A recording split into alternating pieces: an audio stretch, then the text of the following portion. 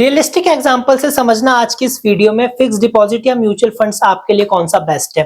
अब realistic example word मैंने इसलिए यूज किया क्योंकि लास्ट की एक दो वीडियोस में हम फिक्स डिपॉजिट पर 10% और म्यूचुअल फंड्स पर 15% का रिटर्न एज्यूम कर रहे थे।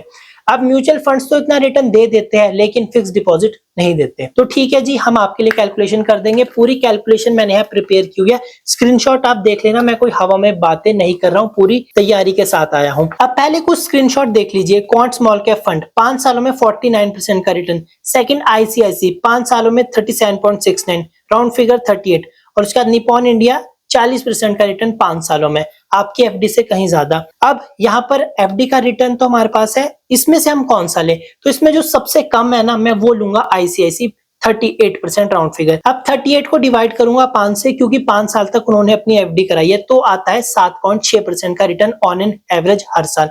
अब यहाँ पर हम पॉइंट की गेम भी साइड कर देते हैं। मैं 7.6 भी नहीं बल्कि सिर्फ 7% लूंगा हर साल। अब 7 को 5 से मल्टीप्लाई करेंगे तो 35, यानी 35% का रिटर्न 5 सालों में, पर ईयर 7%। अब यहाँ पर आपको चीज समझ आ गई होगी। कैलकुलेशन स्टार्ट करते हैं। सबसे पहले फिक्स डिपॉजिट की। फर्स्ट ईयर में 50,000 का 6% हुआ 3,000, 50,000 प्लस 3,000 हुआ 53,000। अब मैं कंपाउंडिंग इंटरेस्ट के बारे में नहीं बताऊंगा, कैलकुलेशन डायरेक्ट ही चलेगी। सेकंड ईयर में यहाँ पर 53,000 का 6% 3180, वो हो जाएगा टोटल 56,180। थर्ड ईयर में यहाँ पर 56,180 का 6% 3,370.80, राउंड फिगर हम ले लेंगे 3,370 रुपए। टोटल अमाउंट होगा 59,550। अब चौथे साल में यहाँ पर 59,550 का 6% होगा 3,573 रुपए। अब प्लस कर लेते हैं दोनों को, अमाउंट आ जाएगा 63,123 रुपए। और फिफ्थ ईयर यानी लास्ट ईयर में 63,123 का 6% होगा 3787। टोटल अमाउंट हो जाएगा यहाँ पर 66,990। यानी आपने अगर 50,000 रुपए की एफडी कराई तो आज से 5 साल बाद वो हो जाएंगे 66,910। यानी आपको एफडी में जो टोटल प्रॉफिट होगा वो होगा 16,910 का। यहाँ पर एफडी की कैलकुलेशन खत्म। अब यहाँ पर मैं आपको बताता हूँ म्यूचुअल फंड्स की कैलकुलेशन जो हमने ली हुई है। फर्स्ट ईयर 50,000 का 7% होगा 3500, टोटल हो जाएगा 53,500। सेकंड ईयर में 53,500 का 7% होगा 3745, टोटल हो जाएगा 57,245। अब थर्ड ईयर में 57,245 का 7% होगा 4,007 रुपए।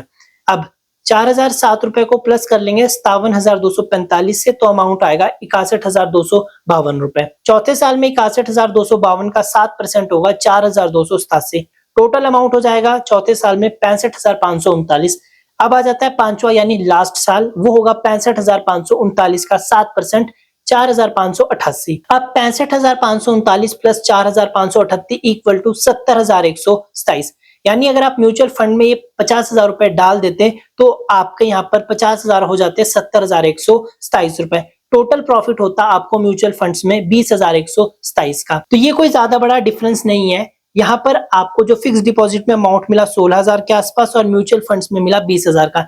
दोनों का डिफरेंस है कोई 3200 के आसपास, तो ये कोई बड़ा अमाउंट नहीं है। लेकिन यहाँ पर हमने जो रिटर्न है वो सिर्फ 7% लिया था। इवन जो आईसीआई था उसका जो एक्चुअल रिटर्न आ रहा था पर ईयर वो था 7.6%, हमने 7% लिया था। तो यहाँ पर कहीं ना कहीं जो गेम हो जाती है कन्वर्ट, वो कंपाउंडिंग में हो जाती है, क्योंकि जो म्यूचुअल फंड्स होते हैं वो जब ज्यादा रिटर्न देते हैं तो जो नेक्स्ट ईयर जब इंटरेस्ट कैलकुलेट होता है तो वो कंपाउंड होकर होता है।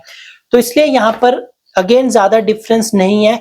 लेकिन अगर वो सेम अमाउंट आप सेम इंटेंशन से इन्वेस्ट कर लोगे म्यूचुअल फंड्स में तो आपको कहीं ना कहीं 3-4 हजार का प्रॉफिट होगा। लेकिन अगर आप रिस्क टेकर नहीं है, रिस्क नहीं ले सकते और ये पैसे आपने बहुत मेहनत से कमाए हैं, आपकी हार्ड अर्निंग और सेविंग है, तो मैं ये चीज सजेस्ट करूंगा इसको एफडी में ही रहने दीजिए, क्योंकि वहां पर आपको गारंटीड रिटर्न मिलेगा चाहे जो मर्जी हो, मार्केट ऊपर या नीचे। बाकी म्यूचुअल फंड्स में तो फ्लक्चुएशन है, कभी 6% हो सकता है, अगले साल 20% और कभी -20%। तो इसलिए बहुत सारे फैक्टर कंसिडर करने पड़ते हैं, लेकिन आप यहाँ पर सही जा रहे हैं। बाकी आप इसको स्टडी कर लीजिए ताकि अपनी फर्दर इन्वेस्टमेंट आप कर सकते हैं। और इसी तरह की वीडियोस के लिए चैनल को सब्सक्राइब कीजिए। मिलते हैं अगली वीडियो में, तब तक के लिए थैंक यू।